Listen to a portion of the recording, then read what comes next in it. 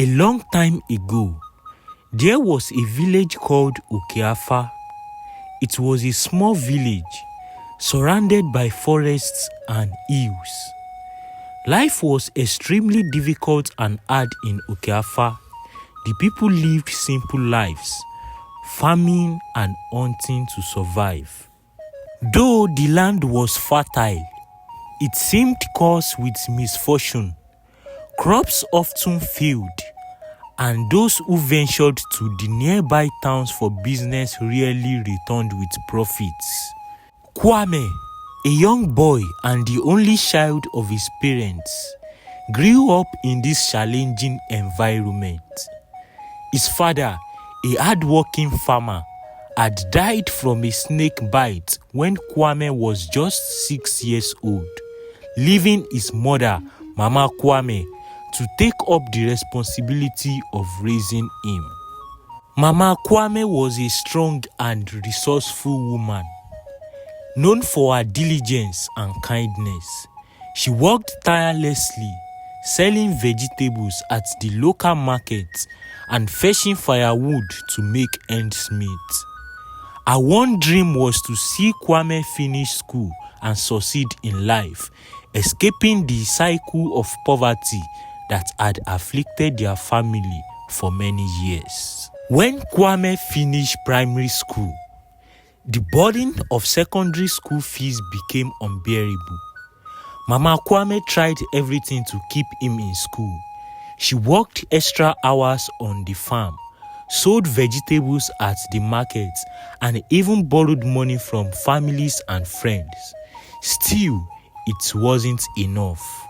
At the beginning of his third year in secondary school, Kwame was sent home countless times for unpaid school fees. He returned to the principal several times, begging for more time to pay, but the school administration stopped listening to his everyday begging. Kwame dropped out of school after his secondary education to support his mother. He got himself involved in various labor jobs, hoping to reduce her burden. He worked as a bricklayer, mixing cement under hot sun. He carried heavy loads of firewood to sell at the market and even worked on farmlands, planting and harvesting crops for wealthier families in the village. Despite all his efforts, the money he earned was still not enough to buy food of their choice, let alone lift them out of poverty. The frustration of his fruitless efforts landed Kwame into depression. He would sit under the large Iroko tree in the village square, watching other young men who had left the village and returned with wealth. They wore fine clothes, drove flashy cars, and carried an air of confidence that Kwame envied deeply. Why is it that no matter how hard I work, nothing changes? Kwame asked his friend Alani one day. Look at me, I'm breaking my back every day, yet I have nothing to show for it. Kwame, hard work alone doesn't always pay, Alani replied, shaking his head. Sometimes you need connections or other means to make it in life. Kwame frowned. Other means? What do you mean? Alani replied him, let's just say some of these boys you see with big cars didn't get them by farming or trading. They are shortcuts, my brother, but they come with risks. Kwame didn't take the conversation seriously at first, but the idea continued to ring in his mind. Few weeks later, he came across Osita, his childhood friend who was once poor like him, but now living a life of luxury. Kwame found it hard to recognize Osita. He dressed in flashy clothes and wearing an expensive wristwatch. They sat together at a small roadside bar, talking while drinking some bottles of beer. How did you do it, Osita? Kwame asked after a few drinks. You used to be poor like me, but now look at you. My friend, help me. I want to be like you. Please. Osita laughed and moved closer to Kwame, lowering his voice. There is a way, my brother, but it's not for the weak. If you are ready, I will introduce you to someone who can change your life forever. Kwame was doubtful at first, but Osita's lavish lifestyle was too tempting to ignore. Kwame found it difficult to sleep that night. He was turning from left to right on a small bamboo bed. The conversation with Osita had sparked a hunger he couldn't stop. The thought of his endless struggles weighed heavily on his mind. The next morning, Kwame stood by the village stream, watching women fetch water and wash clothes, while children splashed water on themselves while playing. He thought about the lives of those who had escaped the hardship of village life. His heart burned with envy. He imagined himself driving into the village in a flashy car, wearing a gold chain around his neck and throwing wads of cash to the sharing villagers. A few days later, Kwame met Osita again, this time in a silent and close part of the village. Osita arrived in a sleek, black, beautiful car. He stepped out wearing sunglasses and a white agbada that looked too fine for a man who once wore torn shirts. Osita, Kwame began nervously. I've been thinking about what you told me the other day. I want to know more. Osita smiled and replied, I thought you would come around. Life is for the brave. My friend, if you want to escape this poverty, you need to take risks. He went further to tell Kwame about a powerful herbalist, Baba Elekumefa, which is interpreted a man with 6 lions. He lived deep in the forest. He doesn't entertain just anyone, Osita warned. You have to prove that you are ready to make sacrifices. And remember that once you start, there is no turning back. Kwame hesitated. His mother's face kept flashing in his mind. But Osita's life was a proof that the risk could pay off. Take me to him, Kwame said finally. The journey to Baba Elekumefa's residence was long and stressful. Osita led Kwame through narrow forest paths.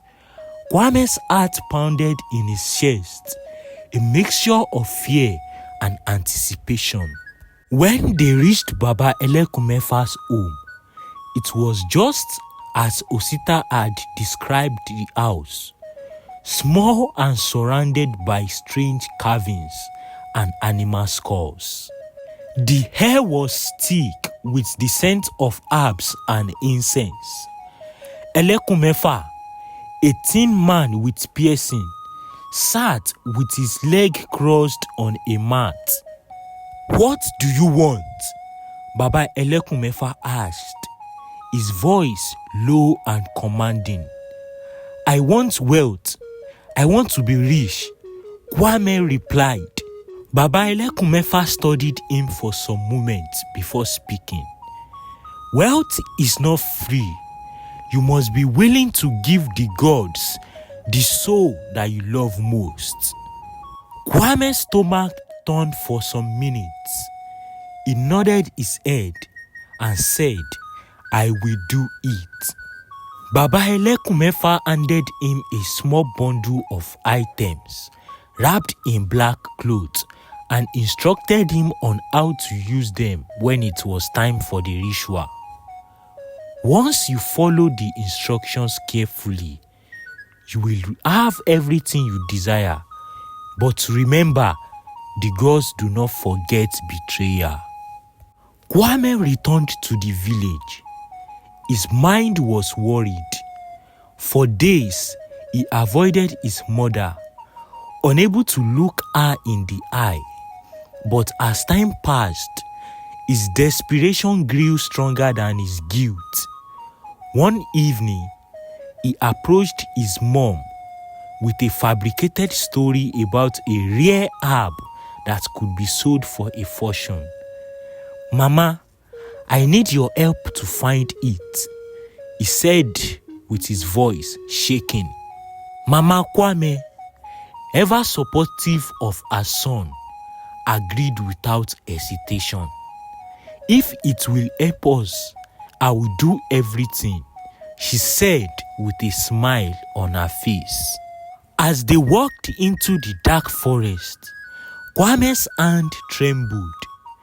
He tried to convince himself that this was for a better life. When they reached the spot Baba Elekumefa had described, Kwame hesitated, tears streaming down his face. Mama Kwame noticed his distressed face and placed a hand on his shoulder. "Kwame, what's wrong? You can tell me." But before he could change his mind, Kwame stroked her from behind. Her cry echoed through the forest as she fell, and Kwame completed the ritual as instructed. Few weeks after the ritual was completed for Kwame, at first, nothing happened. He woke up every morning filled with guilt, unable to forget the memory of his mother's final moments. Her voice echoed in his mind, and her absence in the house was a constant reminder of what he had done. To the villagers, Mama Kwame's disappearance was strange but not alarming. They assumed that she had gone to visit a relative in another village. Kwame, however, knew the truth, and the weight of his secret was almost unbearable. Then, one evening, things began to change for Kwame. He found an envelope on the doorstep of their small house. Inside the envelope was a bundle of naira notes, more money than he had ever seen in his life. He stared at it in disbelief, his heart racing. Could this be the result of the ritual? The next day, he received a call from a stranger who claimed to have a lucrative business deal for him. The man said that he had heard about how hardworking he was and wanted to invest in him. Kwame, who seemed to be confused, agreed to meet him. The man handed him another large sum of money and promised even more if Kwame worked with him. From that moment, Kwame's life transformed. The gods had delivered on their promise. Money seemed to flow to him from every corner. Business deals, land sales, and investments he barely understood all brought in enormous wealth. Within months, Kwame built a mansion on the outskirts of the village. It stood like a palace, dwarfing the humble mud huts surrounding it. He bought expensive cars, dressed in the finest clothes, and hosted lavish parties that made him the talk of the village. Everyone marveled at his sudden fortune, and rumors began to spread about his newfound wealth. With his newfound wealth, Kwame married Amara, a woman he had admired for many years. Their wedding was the greatest in the village, and Amara quickly adapted to a new life of luxury. They were blessed with 4 children: Obinna, Amarachi, Chijioke, and Adaize.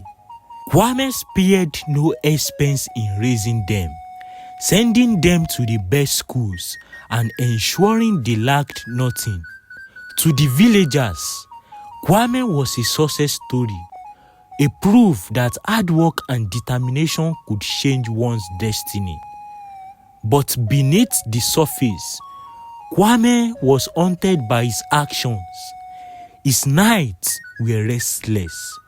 He would wake up drenched in sweat, hearing his mother's voice whispering his name. Sometimes he saw her face in his dreams. Kwame's eldest daughter, Amarachi, studied medicine, while his sons, Obinna and Chijioke, pursued engineering and law. His youngest daughter, Adaeze, was an aspiring artist. Kwame took pride in their achievements, often boasting to the villagers about their progress. "Whatever I do it for my children," he would say, as if trying to convince himself that his actions were justified. But even as his children thrived, the darkness of his past lingered. It started subtly, strange occurrences that Kwame tried to ignore. At night, doors would creak open on their own, and the air in his mansion would grow cold despite the warm weather. His once lavish parties grew quieter as fewer people attended, claiming that they felt the presence of strange spirits in his house. One evening, as Kwame sat alone in his living room, the lights went off and a shadow moved across the wall. He froze, his heart pounding. "Who is there?" he called out, but there was nobody to answer. The next day, he visited Osita, desperate for answers. "Osita, something is wrong. I've been seeing things. Things have been happening. Is it because of the ritual I did?" Osita laughed nervously. "My brother, wealth has its price. You just need to be strong. Don't let the spirits intimidate you." But the disturbances grew worse. Kwame's children began to experience misfortunes at school. Amarachi was accused of cheating on an exam and was suspended, though she swore she was innocent. Obinna was involved in a fight that led to his expulsion. Chijioke and Adaeze also faced scandals that tarnished their reputations. Kwame and his wife's businesses too began to crumble. Deals fell through, properties were seized, and their bank accounts were frozen. The once proud couple who had been celebrated in the village now found themselves isolated and broke. One stormy night, as thunder rumbled and rain poured relentlessly, Kwame sat alone in his darkened mansion.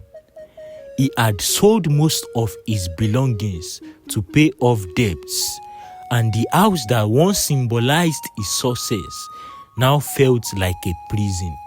Suddenly, there was a knock at the door. Kwame hesitated, his heart pounding. Who could it be at this hour? When he opened the door, he saw an old woman standing there, her face wrinkled, but her eyes sharp and piercing. "Who are you?" he asked, his voice trembling. The woman stepped inside without invitation. "You know who I am," she said. "I've come to deliver the judgment of the gods." Kwame fell to his knees, tears streaming down his face. "Please, have mercy on me. I was desperate. I didn't know what else to do." The old woman shook her head. You betrayed the one who gave you life. Kwame, you took our love and repaid it with death. The gods gave you wealth, but now you squandered it. They have come to collect your life. Before Kwame could respond, the woman disappeared, leaving him alone in the empty house. The next morning, Kwame's body was found lifeless in the village square. Nobody knew how he got there or what had happened to him. His children now became fatherless, his wife a widow and penniless. They were forced to return to the village where they struggled to rebuild their lives. The villagers whispered about Kwame's rise and fall, using his story as a cautionary tale for generations to come. We finally come to the end of the video, guys. If you find this content interesting, please like, comment, subscribe, and don't forget to turn on the notification bell so you can always get notified anytime I drop a new video just like this one. Thank you.